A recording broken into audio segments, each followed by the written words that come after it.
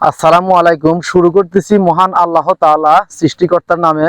এই বিগত 15 বছরে কে কি পেয়েছেন না পেয়েছেন সেটা জানি না, তবে আমি অনেক কিছুই পেয়েছি। এই 15 বছরের শিক্ষা আমাকে বাকি সারা জীবন চলার মতো জ্ঞান আমাকে দিয়ে দিয়েছে। এই 15 বছরের শিক্ষা থেকে আমি অনেক কিছুই শিখেছি।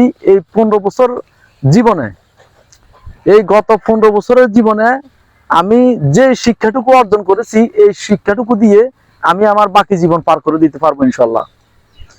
এই বিগত 15 বছর জীবনে আমি এই সরকারের কিছু আমলা সামসার কারণে আমি আমার পরিবারকে অনেক নির্যাতিত হতে দেখেছি। আমার পরিবারটাকে বিচ্ছিন্ন করতে আমি দেখেছি।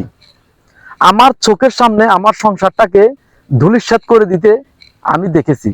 আমাদের পরিবারের সমস্ত মানুষগুলিকে বিচ্ছিন্ন করে দিতে সেটিও আমি দেখেছি। আমাকে একে একে 3 থেকে 4টি মামলা দিয়ে হয়রানি করতেও আমি দেখেছি।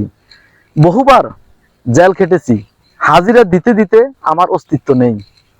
আর্থিকভাবে, শারীরিকভাবে, মানসিকভাবে সর্বরকমের টর্চারিং আমি পেয়েছি।